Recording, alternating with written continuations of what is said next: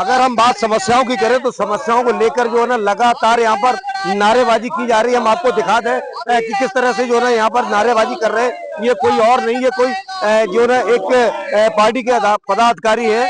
आइए हम इनसे बात करते हैं आखिर जो है ना यहाँ पर नारेबाजी कर रहे हैं, किस मामले को लेकर कर रहे हैं। भैया क्या नाम है आपका?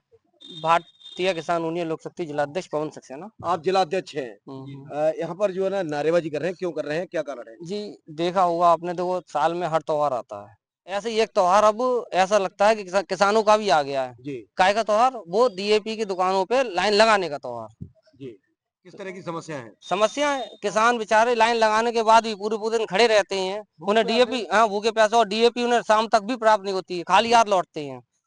ये ऐसी समस्या प्रतापपुर में सोसाइटी नाम से जो दुकान है, वहाँ 1 महीने से खाद ही नहीं पहुंची। वहाँ एक महीने से 1 महीने से खाद नहीं पहुंची। तो किसानों के लिए कैसी समस्या है कि आप किसानों फसल के बो लिए पा रहे हैं कि समस्या, नहीं बो सबसे पा बड़ी समस्या किसानों के लिए है कि वो वहाँ ग्राम क्षेत्र ज्यादा है, दूर दूर से गांव से आते हैं, बेचारे आते हैं फिर लौट जाते हैं। जी। और और एक उन्हें कोई निश्चित समय नहीं बताया जा रहा कि आप इस दिन आना और ले जाना।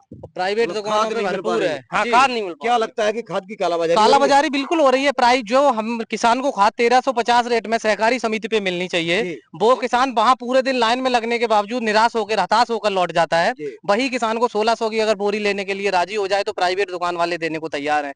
जब प्राइवेट दुकान पे खाद है तो कहीं ना कहीं उसकी कालाबाजारी हो रही है।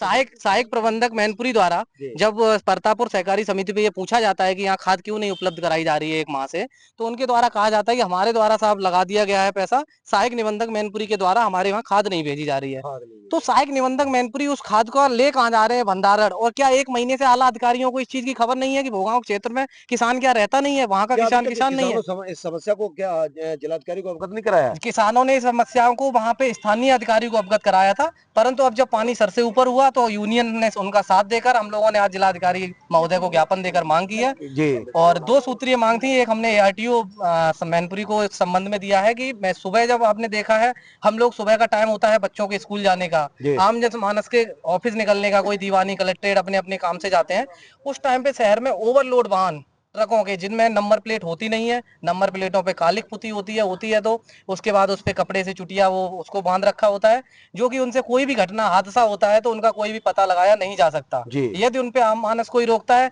तो ट्रक वालों से कुछ भी कहना अपनी जान को खतरे में डालने के अपनी समान जान है। को खतरे में डालने का है। अगर मैडम आज लगातार यहाँ पर जो है प्रदर्शन कर रही हैं और एकता जिंदाबाद के नारे लगा रही हैं, लेकिन क्या असर हो रहा है इस जिंदाबाद का? असर होगा, अगर नहीं होगा तो हम लोग धरना देंगे और भूख हड़ताल पे बैठेंगे और आगे आगे तक जाएंगे। आज जिलाधिकारी को आपने ज्ञापन सौंपा है, किन किन मांगों को लेकर ज्ञापन सौंपा है? मैंने उसके लिए जो डीएपी खाद है उसके लिए सौंपा है, क्योंकि सौंपा है कि वो खाद नहीं दे रहे, पता नहीं ब्लैक कर रहे हैं, क्या कर रहे हैं। किसान लोग हैं जो लाइन लगा के खड़े रहते हैं, उनको खाद नहीं मिल रही है। खाद नहीं मिल पा रही है। जी। आप भी भैया किसान भी हैं और पार्टी से जुड़े हुए हैं। अभी जो है ना वर्तमान में किस तरह की फसलें बोई जा रही हैं और उनके लिए खाद कितनी जरूरी है? लाहा है, लहसुन है, समझे। इन खेतियों में खाद की जरूरत है, लेकिन खाद नहीं मिल पा रही, नहीं डीएपी मिल पा रही है, समझे। और मिला तो 1700 की 1800 की ले, किसानों की इतनी क्षमता है, 1800 की बोरी धान 2000 बिक रहा है, मुझे बोरी 1800 की आ रही है। उसके बाद भी लगे ही दे रहे हैं 300 रुपए 400 रुपए बोरी के हिसाब से। तो आप लगातार संघर्ष कर रहे हैं? संघर्ष करेंगे और करते रहेंगे। क्या कुछ इस पे जो है ना अधिकारियों के कान पे जू रेंग रही है अब कि नहीं? अधिकारी तो नहीं रेंग रही अभी तक। एक तो 3 महीना से 4 महीना से परेशान है आदमी, समझे, नहीं मिल रही है। लेकिन अधिकारी को पता नहीं है कि कालाबाजारी नहीं हो रही है।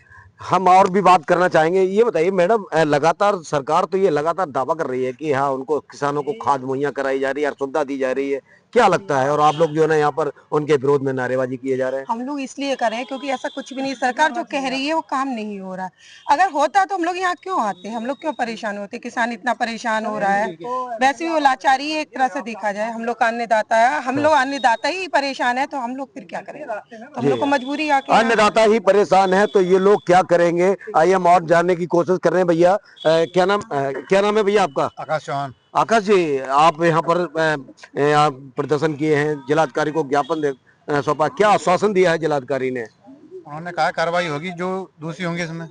तो ये तो हर बार होता है उनका आलम की कार्रवाई होगी, उसके बाद में ढाके 3 पाँच रह जाते हैं। नहीं, फिर आगे से हम धरना प्रदर्शन करेंगे, यहाँ बैठेंगे, जाम करेंगे, फिर तब तक तो जो ना ऊँट निकल जाएगी खेत की। तब क्या करेंगे जी? उसमें क्या करेंगे, जो प्राइवेट जो बेंच उनके सील करवाएंगे, दुकानें दुकानें नहीं मानेंगे फिर वो।